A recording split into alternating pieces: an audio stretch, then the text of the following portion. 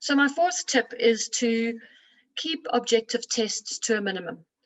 And, you know, when we're at an undergraduate level, we are taught so many different tests that we can do for various conditions, be it shoulder, hip, knee, lumbar spine, cervical. But often we end up going through these tests almost automatically, whereas I think it's better for us to be able to do fewer tests, but understand the value of each test and the significance of that test. So also if you get more than one positive test, or you get a composite of positive tests, that might have more strength in assisting you with a diagnosis and a management plan.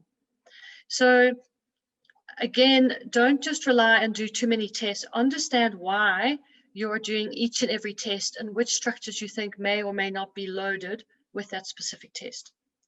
So remember, the most important test is the functional restriction that the athlete actually demonstrates to you. So I'll always use my functional restriction that the patient gives you. Also, sometimes the athlete will say to you, I think it's coming from my neck, or I'm pretty sure that it's my back is actually referring into my groin, or they might say, I think my hip is actually causing my knee pain. And I certainly always listen to the athlete in this example, because more often than not, they're right. They have an innate understanding of what could be the cause of their problem. So we do a functional objective examination. So I just want to highlight a few things here. Certainly, we need to watch them undress and move. So often as they walk into my consulting area, I walk behind them so I can see if they've got a limp, for example, if it's a lower quarter injury. And then I watch them undress and just generally move. We'll talk about some of the postural interesting things you can find, but certainly I'll assess the posture in standing. We'll make a hypothesis of the overall postural type and look where their weight is distributed through their feet. All of these starting to bring in a biomechanical sort of flavor for me, trying to find the source of the patient's problem.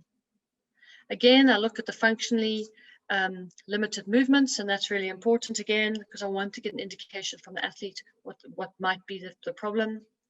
And often they'll say, maybe, you know, if as soon as I come in to throw, then that's obviously going to be your functional test going forwards. What about their mobility? Are they hypermobile or hypomobile?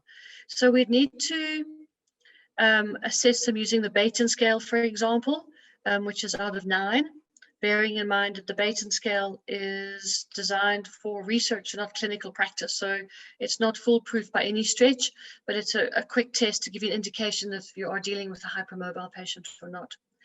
I'll often look at ankle dorsiflexion, because this has a big relationship to changes in the kinetic chain from distal to proximal. I look to see if there's a lateral shift, which will give me an indication of poor gluteal control. So I'm obviously focusing here on the lower quarter. And a really interesting one here is I always look at lumbo-pelvic disassociation.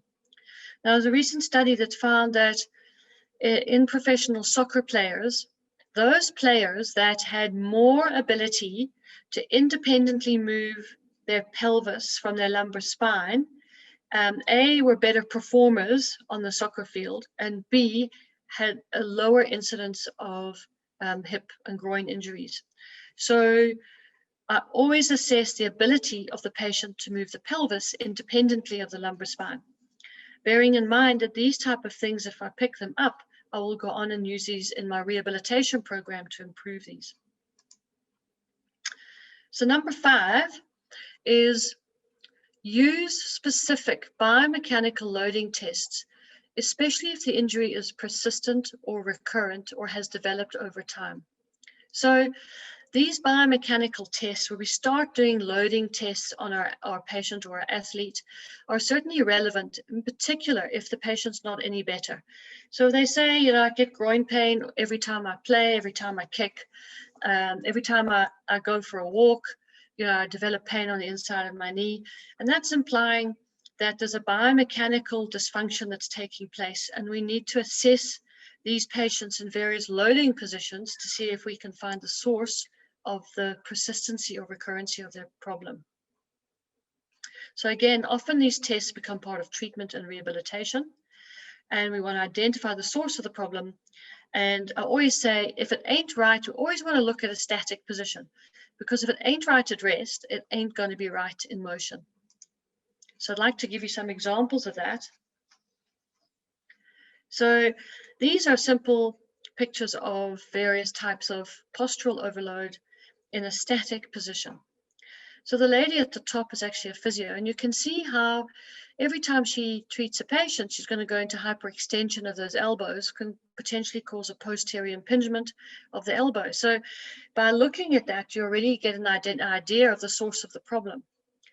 This chap on the left, you can see how he is very hypermobile, and he hyperextends his knees, and his site of pain is anteroinferior patella. Basically, he's getting compressive load on the antero structures such as the patellofemoral joint and the infrapatellar fat pad. And you can see here that if you were simply to treat this athlete, who's actually a cricketer, simply by trying maybe taping of the knee or mobilizing or strengthening the quads, it's a complete waste of time, because every time he runs between the wickets, he goes into hyperextension. So we need to change this biomechanical loading. This chap here, you can see his severe scapular dysfunction, but that's not the source of the problem. The source of the problem is the scoliosis. And the scoliosis has created rotation at the ribs, which is changing the scapular position. So again, gives you an indication of what you need to do if you did want to offload the scapula. You certainly couldn't start at the scapula, you'd have to start at the spine. This young chap here in sitting goes into a posterior tilt because his hamstrings are so restricted, forcing a give in his thoracolumbar region. And it is, I'm sure, of no surprise to you that on x-ray he already had signs of Sherman's disease here because of the posterior load on the vertebral elements. And this lady, of course, is in bilateral foot pronation, which is a hypermobility or a give. So this is navicular drop. And so if this lady presented to you with a tib post tendinopathy, treating the tendinopathy in isolation, again, is a waste of time. You need to be able to strengthen and get that lady back into a neutral foot position to offload the tibialis posterior tendons. So our first assessment biomechanically for me is postural, because you can attain an awful lot of information simply at looking at the patient as they stand or sit.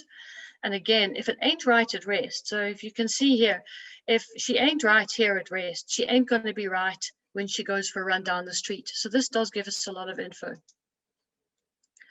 So I was hoping to show you a video here, but this is would be a assessment of biomechanics now looking dynamically.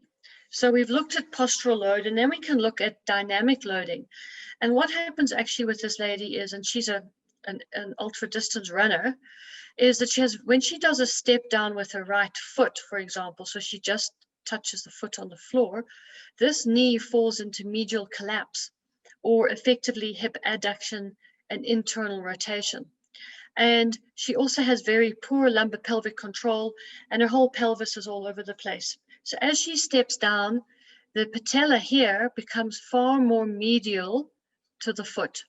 And that medial collapse or valgum dynamically, so hence called by Chris Powers a dynamic valgus, that causes a torsion or like a bangling around the knee, the hip, and the ankle, for example. And so this sort of dynamic valgus, every time she runs, especially aggravated when she fatigues, is the reason why people can present with SI joint pain, hip impingement type symptoms, patellofemoral pain, ACL tears, and a multitude of other lower extremity injuries.